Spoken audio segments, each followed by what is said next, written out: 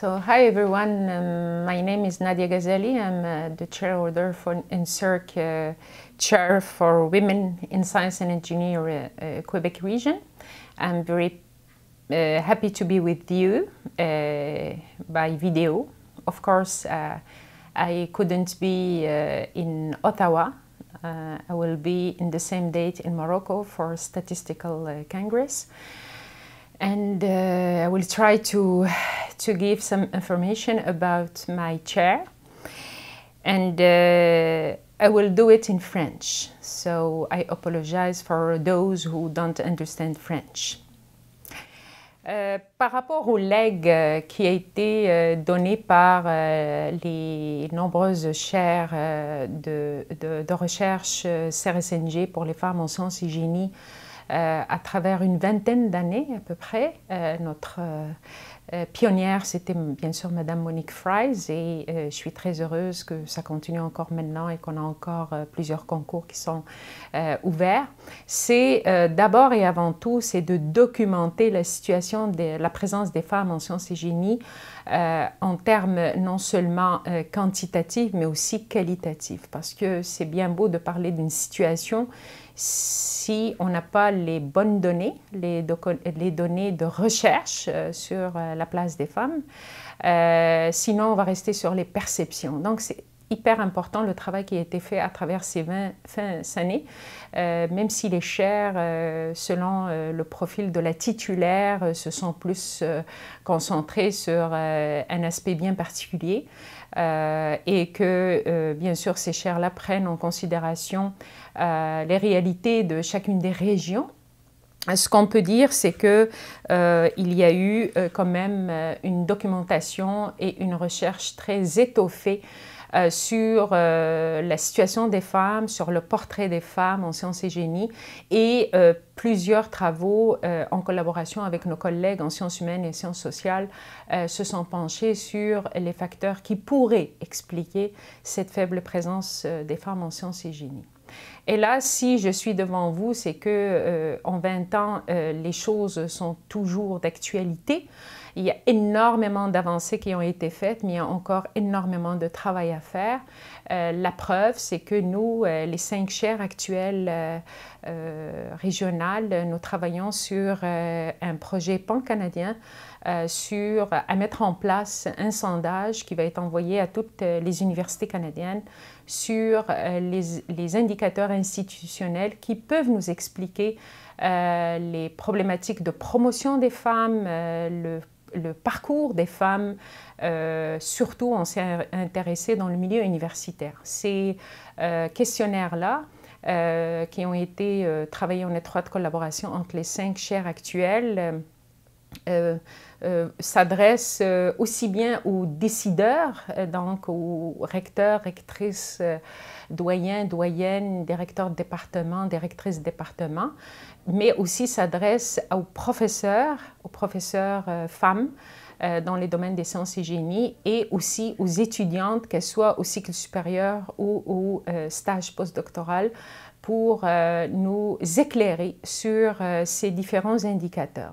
Je pense que ce qui est très important dans tout le travail qui a été fait jusqu'à présent, c'est de pouvoir mettre en commun les bonnes pratiques dans la matière qui se développent par des initiatives qui sont régionales, mais qui peuvent tout à fait s'adapter en dehors de la région en question, et qui peuvent aussi servir non seulement au niveau régional, national, c'est-à-dire au niveau du Canada, mais également au niveau international, parce que je suis convaincue que si on veut vraiment contribuer à avoir plus de femmes en sciences et génie, qu'elles s'épanouissent et qu'elles puissent trouver leur place, c'est pas seulement dans notre petite université qu'il faut le penser, mais il faut le penser que toute réalisation, toute avancée à laquelle on peut arriver peut servir, peut avoir un impact sur nos autres collègues à travers le monde qui, dans certaines situations, dans certains pays, ont des réalités tout autres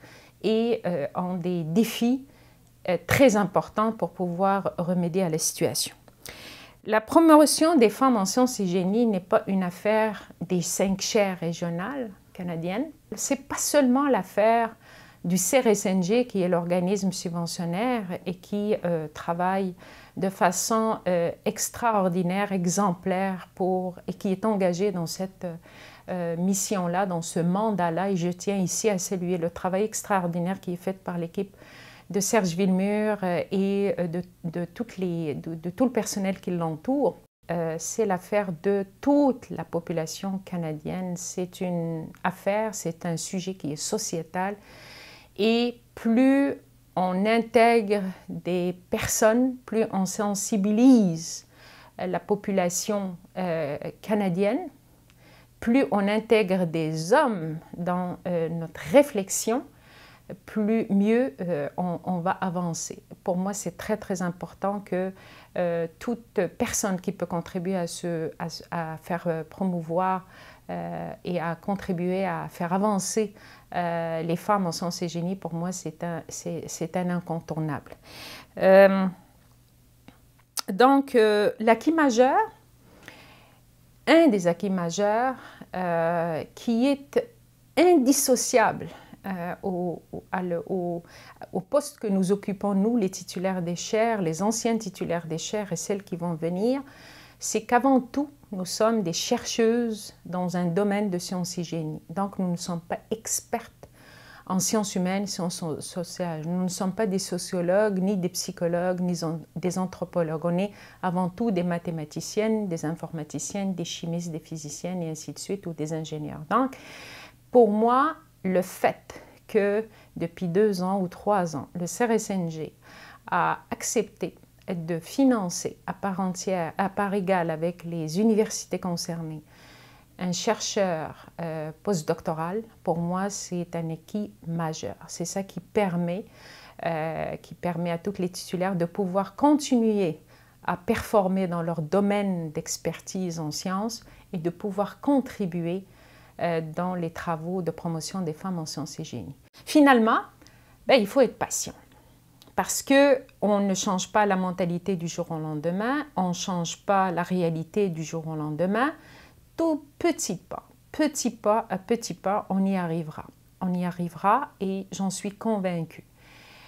Il ne faut jamais confronter ou mettre en opposition le fait d'encourager les femmes en sciences et génie contre, par exemple, ne pas s'intéresser au décrochage scolaire chez les hommes. L'un ne se fait pas au détriment de l'autre. Il faut absolument se mettre à l'esprit que si on arrive à intéresser plus de femmes en sciences et génie, qu'il y ait plus dans les classes, des femmes dans les classes, comme on le sait, que ce soit technique ou scientifique ou ingénieur, il y a plus d'hommes, peut-être que ça va avoir un impact positif sur la persévérance des hommes. Travailler, certes, au niveau régional et national, essayer de mettre en place des activités qui sont pérennes parce qu'on ne peut pas tout le temps indéfiniment compter sur l'État, compter sur les organismes subventionnaires. Il va falloir travailler sur des projets structurants, des projets à long terme et des projets qui peuvent rapporter dans le sens sociétal, bien sûr, et non pas nécessairement économique. Et il faut qu'on se le dise qu'il faut que les femmes acceptent d'être sur des comités décisionnels parce que j'y crois énormément. Si on veut faire changer les choses, il faut être là où ça se décide. Une fois que les décisions sont prises, on peut toujours essayer de faire changer les choses, mais c'est comme difficile. Finalement, je vais répondre très, très rapidement sur les actions qu'on pourrait prendre pour constituer le document que vous voulez faire en répertoriant par chapitre les travaux de chacune des chaires. Je trouve l'initiative très intéressante, je la salue.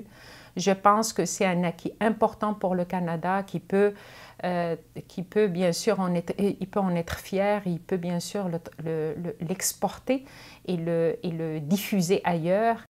On ne peut pas parler de femmes, on ne peut pas parler de femmes en sciences et génie sans parler de femmes qui peuvent contribuer à l'innovation technologique.